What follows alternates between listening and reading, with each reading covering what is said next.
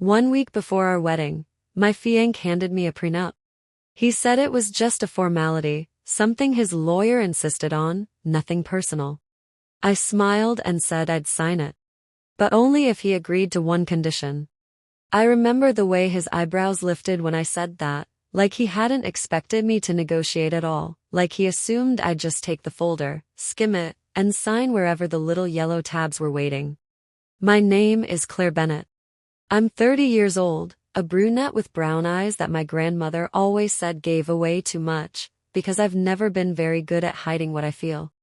I teach 3rd grade at a public elementary school not far from where I grew up, and for most of my life, money has been the least interesting thing about the world to me. I cared about lesson plans and read aloud books and the way a shy kid's face lights up when they finally get long division. I never once, in the 4 years Ethan and I dated, asked him about his bank account, his investments, or what his company was actually worth. I fell in love with the way he listened when I talked. The way he remembered small details about my students, the way he used to show up at my classroom with coffee just because he happened to be nearby, even though I knew, deep down, that a man like him was never just nearby anywhere. Ethan Walker was 33 when we got engaged, and by then he already had a reputation in the city as one of those young entrepreneurs who seemed to turn everything he touched into money. He'd built a tech consulting firm from almost nothing, and within a few years it had grown into something substantial enough that people started using words like success story and self-made whenever his name came up. I never cared much about any of that. What I cared about was the man who sat across from me at a diner on our 3rd date, laughing so hard at something I said that he knocked over his water glass and didn't even seem embarrassed about it. That was the Ethan I fell in love with, not the one whose name appeared in business magazines. So when he sat me down in his apartment exactly 7 days before our wedding, sliding a thick folder across the coffee table with a lawyer's letterhead printed neatly at the top, I felt something shift in my chest that I couldn't quite name.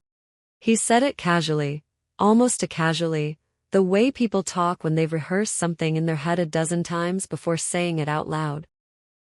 It's nothing personal, he said. My accountant and my lawyer both insisted. It protects the business, protects what I built before we met.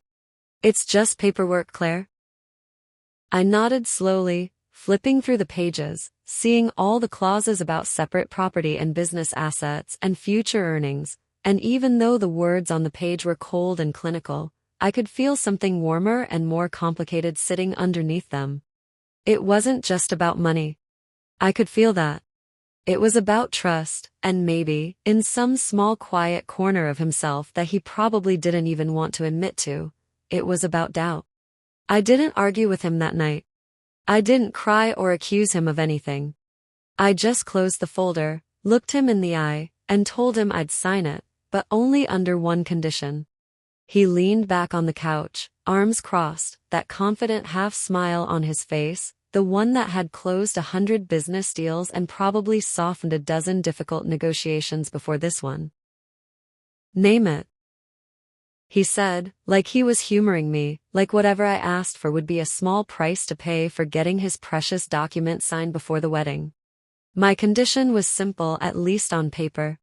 I wanted a clause added stating that if either of us was ever unfaithful, or deliberately deceived the other, or concealed major financial decisions from one another during the marriage, that person would voluntarily forfeit all claims to any property or assets acquired jointly during the marriage.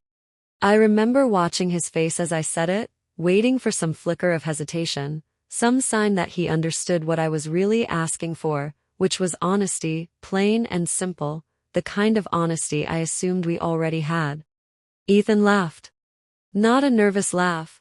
Not the laugh of a man caught off guard, but an easy, confident laugh, like I just told a mildly amusing joke. That's fair, he said, reaching for a pen without even calling his lawyer to review the addition first. I have nothing to hide, Claire. Add whatever you want. He signed it right there on the coffee table, right below where I signed my own name, and I remember feeling this strange mixture of relief and unease, because part of me wanted him to argue, wanted him to ask why I needed that clause at all, and instead he just signed it like it meant nothing to him. We got married the following weekend in a small ceremony at his parents' vineyard property, string lights strung between the trees, maybe 80 guests, most of them his business associates and a handful of my closest friends from teaching and college. I remember standing at the altar looking at him and feeling certain, completely certain, that whatever doubts I'd felt during that strange conversation about the prenup were just wedding jitters, just the natural anxiety that comes before a life-changing commitment. I told myself the clause was a formality too, something we'd both forget about within a year, a piece of paper locked away in a filing cabinet that would never actually matter. The first year of our marriage was, for the most part, wonderful. Ethan traveled a lot for work, closing deals in other cities, meeting with investors, expanding his firm into new markets. I kept teaching, kept coming home to an apartment that slowly started filling up with little signs of our life together, framed photos, mismatched mugs we'd bought on our honeymoon, a bookshelf that held both his business biographies and my worn paperback novels side by side. He seemed happy. I seemed happy.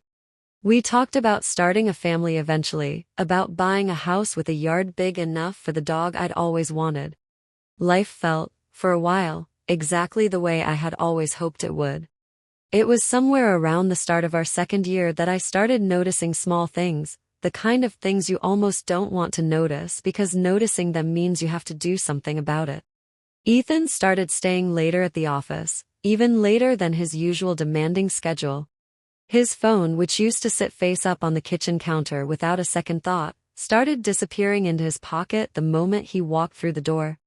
He grew evasive whenever I asked simple questions about work, deflecting with vague answers about a lot going on or nothing you need to worry about.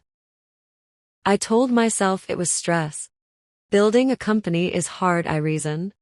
Running a growing business comes with pressures I couldn't fully understand, and it wasn't fair of me to read too much into a few late nights and a locked phone screen.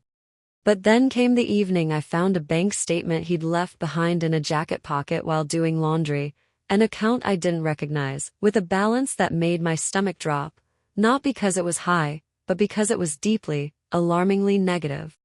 I sat on the edge of our bed holding that piece of paper for a long time before I said anything to him. When I finally asked him about it that night, he brushed it off at first, said it was a business account, said the numbers looked worse than they actually were, said I wouldn't understand the complexities of corporate cash flow. I wanted to believe him. God, I wanted so badly to believe him, because believing him meant I didn't have to face what my instincts were already quietly telling me. Over the following months, I started paying closer attention, not out of suspicion exactly, but out of a growing unease I couldn't shake. I noticed a folder of documents shoved into the back of his home office drawer, statements from investment accounts I'd never seen before, tied to some venture I'd never heard him mention. I noticed money moving out of our joint savings account in amounts that never quite matched up with the explanations he gave me when I asked. I noticed the way he'd grown short-tempered whenever finances came up in conversation, snapping at me in a way he never used to, as though my simple questions were somehow an attack on him rather than a wife trying to understand what was happening to the life we'd built together. It took real digging, and I hate admitting how much it hurt to have to dig at all, to piece together the full picture. Ethan had been funneling significant amounts of our joint money that was supposed to be for our future, for the house we talked about, for the family we said we wanted, into a series of high-risk investments that his own business partner later admitted to me. When I finally confronted him directly, Ethan had specifically kept hidden because he knew I would never approve. Some of the investments had failed spectacularly. Others were tangled up in deals that bordered on reckless at best and dishonest at worst. He had been carrying substantial debt for months, maybe close to a year, all while smiling at me over dinner, all while telling me everything was fine. All while letting me believe our marriage was built on the same honesty I had once assumed came as naturally to him as it did to me. I confronted him on a Tuesday evening in our kitchen, the same kitchen where we used to cook dinner together on weekends, laughing about nothing in particular. I laid the documents out on the counter, one by one, watching his face shift from denial to irritation to something that finally, painfully, resembled guilt. He tried to explain it away at first, tried to tell me it was temporary, tried to tell me he was going to fix it before I ever found out, as though the plan to deceive me for longer somehow made the deception more forgivable. I remember standing there, feeling strangely calm, calmer than I expected to feel, because somewhere underneath the hurt, I think I had already known this moment was coming for a long time. I didn't scream. I didn't throw anything. I simply reminded him quietly of the clause we had added to our prenup 2 years earlier, the one he had signed without a second thought, laughing, so certain that honesty would never become an issue between us. He had concealed major financial decisions from me. He had deceived me about our shared money, about debts, about risks he took with things that were never his alone to risk. By the very terms he had agreed to, so easily, so confidently, on that coffee table a week before our wedding, he had forfeited any claim to the assets we had built together during our marriage. The divorce proceedings that followed were far less dramatic than I think either of us expected. His lawyers tried briefly to argue around the clause, tried to suggest it had been added in bad faith or wasn't properly understood at the time of signing, but the language was clear, the intent was documented, and Ethan himself, under oath, had to admit that he understood exactly what he was signing that night. The very document he had brought into our relationship to protect what he had built ended up protecting me instead, exactly because he was the one who broke the promise embedded inside it. I didn't feel triumphant when the settlement was finalized. I want to be honest about that, because I think people expect a story like this to end with some kind of satisfied vindication, some moment where the wronged party throws her head back and laughs at the poetic justice of it all. That's not what it felt like. It felt heavy, and sad, and strange, the way grief feels when you're mourning something that technically still exists but isn't what you thought it was anymore. I didn't celebrate. I didn't call my friends to gloat. I just quietly signed the final papers, walked out of that lawyer's office, and drove home to the small apartment I'd found for myself, the first place that was entirely, completely my own. I went back to my classroom that following Monday, back to the third graders who had no idea what their teacher had just been through, back to the read-aloud books and the small, uncomplicated joys of watching a child learn something new. Ordinary life had a way of steadying me, of reminding me who I was before Ethan. I started running again, something I'd let slip away during our marriage. I reconnected with old friends I'd drifted from during those years of being consumed by his world instead of building my own. Piece by piece, I started to feel like myself again. People sometimes ask me now whether I regret adding that clause, whether I feel guilty for the way it protected me so completely in the end. I don't.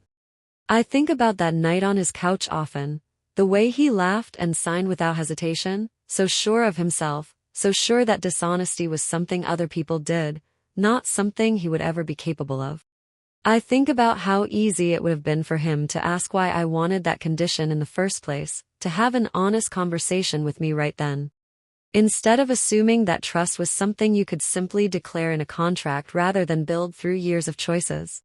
Trust isn't about signatures. It never was. A prenup can protect your assets, the things you built before you ever met someone, but it cannot manufacture honesty where none exists, and it cannot substitute for the daily unremarkable choice to tell your partner the truth, even when it's inconvenient. I learned that the hard way, sitting across from lawyers instead of across from the man I once believed I would grow old with. The paper we sign matters far less than the person we become behind closed doors, when no one else is watching. I'm not bitter anymore, not really. I think, in a strange way, I'm grateful for that clause, not because it gave me some kind of victory, but because it gave me clarity.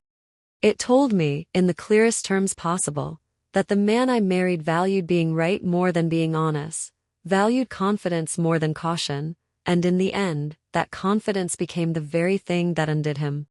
I didn't ask for that outcome. I only ever asked for honesty.